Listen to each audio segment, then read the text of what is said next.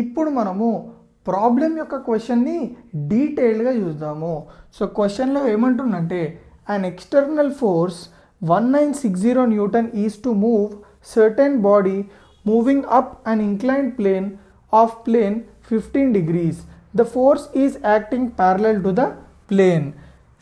Similarly, an external force 2245 is to move body moving up an inclined plane of 20 degrees.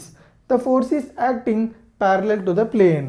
Find weight and coefficient of friction. So ఈ question అర్థమైందంటే case 1 okay. Case 1లో మీరు చూసుకున్నట్టయితే ఒక inclined plane మీద ఆ inclined plane వచ్చేసి ఎంత angle make చేస్తుంది with respect to horizontal 15 degrees make చేస్తుంది. అండ్ ఈ బ్లాక్ మీద ఎంత ఫోర్స్ యాక్ట్ అవుతుంది 1960 న్యూటన్ అనేది యాక్ట్ అవుతుంది. ఆ 1960 న్యూటన్ అనే ఫోర్స్ ఈ బాడీని మీదికి తీసుకెళ్ళడానికి ట్రై చేస్తుంది.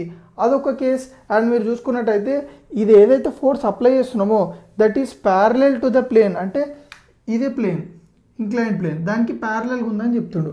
సిమిలర్గా same condition but here the inclined plane is making 20 degrees with the horizontal and applying a force of 2245 Newton.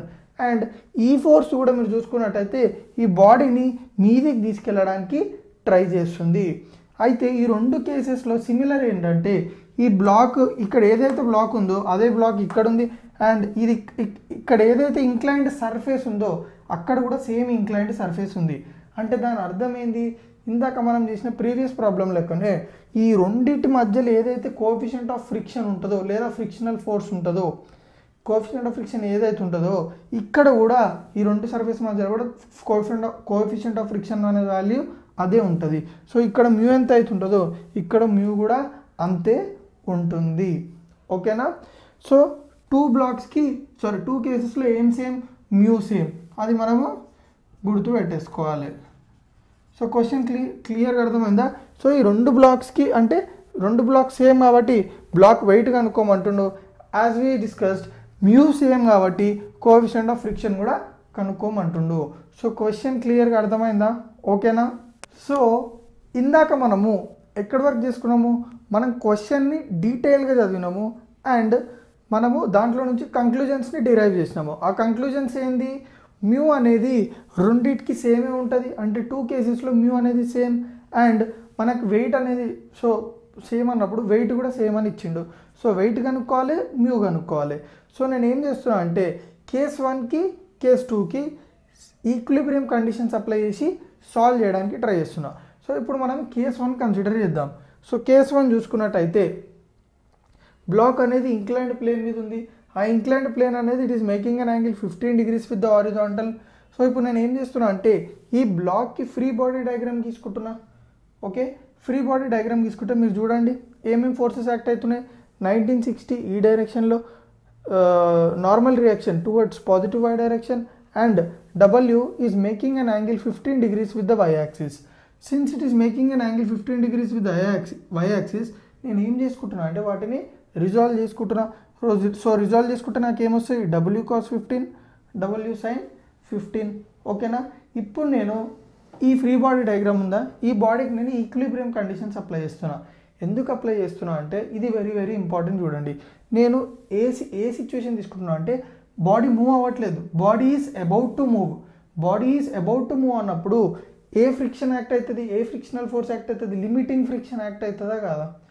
So body మీద ఫ్రిక్షన్ యాక్ట్ అవుతుందా కదా.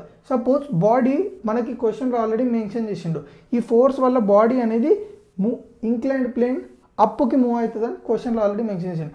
అంటే అప్పుకి మూవ్ అవుతుందంటే డెఫినెట్గా మోషన్కి ఆపోజిట్ సైడ్లోనే కదా ఫ్రిక్షన్ యాక్ట్ అయ్యేది. సో ఫ్రిక్షన్ అనేది దానికి ఆపోజిట్ సైడ్ యాక్ట్ అవుతుంది, that is F. Okay. So ఇప్పుడు మనం ఈక్విలిబ్రియం కండిషన్ ఎందుకు అప్లై చేస్తున్నాం అర్థమైంది కదా. బాడీ అనేది మూవ్ అవ్వట్లేదు, మూవ్ అవ్వాలనుకున్నప్పుడు ఫ్రిక్షనల్ ఫోర్స్ అనేది డెవలప్ అవుతుంది which is opposite to the motion of the body. So applying equilibrium conditions sigma FX is equals to 0, sigma f i is equals to 0. So sigma FX is equal to 0 అంటే algebraic sum of all the forces acting along X direction. అయితే ఇక్కడ చూడండి X డైరెక్షన్లో ఏ forces act అవుతున్నాయి, 1960 Newton which is acting along positive x direction అంటే plus 1960, F which is acting along negative x direction minus F, and W sin 15 which is acting along negative x direction, so minus W sin 15. So నేను ఏం చేస్తున్నా అంటే ఈ ఎఫ్ని ఇటు పంపించుకుంటే నాకు ఏమవుతుంది, ఎఫ్ పాజిటివ్ అయిపోతుంది. సో రిమైనింగ్ వాల్యూ ఏముంటుంది, 1960 minus W sin 15. So that is first equation. Next sigma f i is equal to FI is equals to 0 solve చేస్తా. సో సిగ్మా ఎఫ్ఐ అంటే ఏంది, algebraic sum of all the forces acting along Y direction.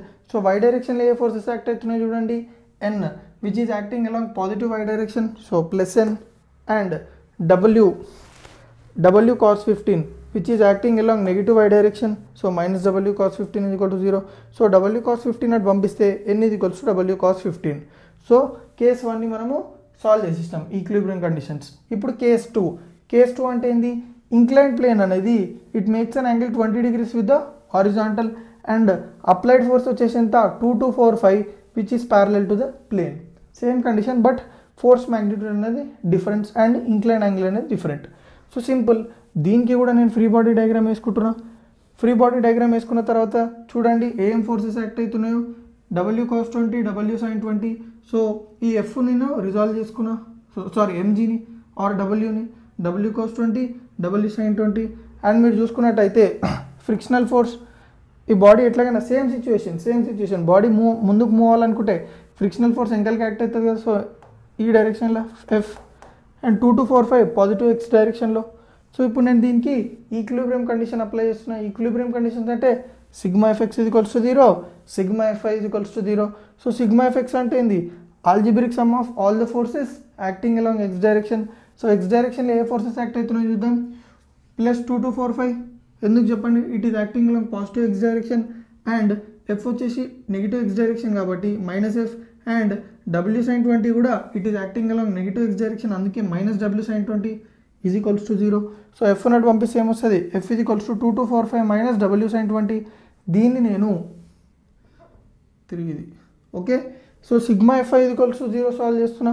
So sigma FI అంటే చూడండి plus ఎన్, ఎన్ ఏ డైరెక్షన్లో act అవుతుంది, positive Y డైరెక్షన్లో, అందుకే plus N, and W cos 20 అనేది నెగిటివ్ వై డైరెక్షన్, అందుకే minus W cos 20 is equals to 0.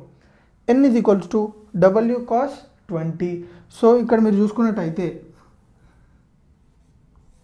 దీన్ని solve చేస్తే నాకు 2 ఈక్వేషన్స్ వచ్చినాయి, దీన్ని సాల్వ్ చేస్తే 2 ఈక్వేషన్స్ వచ్చినాయి. సో ఈ 2 ఈక్వేషన్స్ని 1, 2 అనుకుంటున్నా, ఈ కేస్ 2లో వచ్చిన ఈక్వేషన్స్ని 3, 4 అని అనుకుంటున్నా. సో ఇక్కడ వరకు క్లియర్గా అర్థమైందా, ఓకేనా.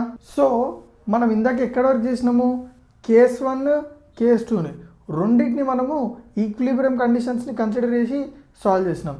సో ఈక్విలిబ్రియం కండిషన్స్ని కన్సిడర్ చేసి సాల్వ్ చేస్తే మనకి ఏమొచ్చినాయి, కేస్ 1లో 2 ఈక్వేషన్స్ వచ్చినాయి, కేస్ 2లో మనకి 2 ఈక్వేషన్స్ వచ్చినాయి.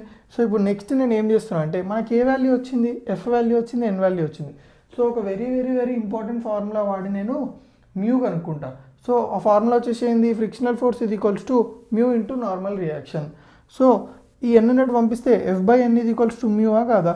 సో ఎఫ్ అంతా 1960 మైనస్ W sin 15 బై ఎన్ ఎంత mg cos 15 which is nothing but W cos 15 okay is equals to mu.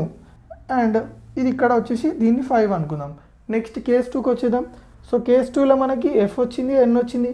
So similar case 1 సిచ్యువేషన్ని రిపీట్ చేద్దాం. F is equals to mu into ఎన్, ఎన్ అన్నిటి పంపిస్తే F by N is equals to mu. F ఎంత 2245 minus MG ప్లేస్లోనే W పెట్టుకుంటున్నాను అంతే, ఏం లేదు, వెయిటే కదా ఎంజీ అంటే కూడా.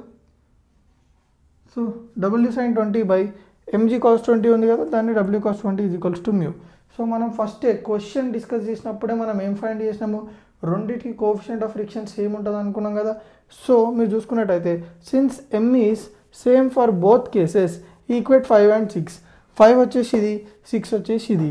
సో రెండింటిని ఈక్వేట్ చేస్తే మనకి ఏమొస్తుంది, 1960 minus W sin 15 by W cos 15 ఇది equal to 2245 minus W sin 20 by W cos 20. కింద W క్యాన్సిల్ అయిపోతుంది. క్రాస్ మల్టిప్లై చేసిన తర్వాత వెయిట్ టర్మ్స్ ఒక సైడ్, కాన్స్టెంట్ టర్మ్స్ ఒక సైడ్. సో దాన్ని అంతా సాల్వ్ చేస్తే మనకి W is equals to 3755.22 newton. Weight of the block వచ్చేసింది. నెక్స్ట్ కోఎఫిషియంట్ ఆఫ్ ఫ్రిక్షన్ కనుక్కోవాలి. ఐదర్ మీరు 6లో సబ్స్టిట్యూట్ చేయొచ్చు లేదా 5లో సబ్స్టిట్యూట్ చేయొచ్చు. సో నేను 5లో సబ్స్టిట్యూట్ చేసిన మ్యూ.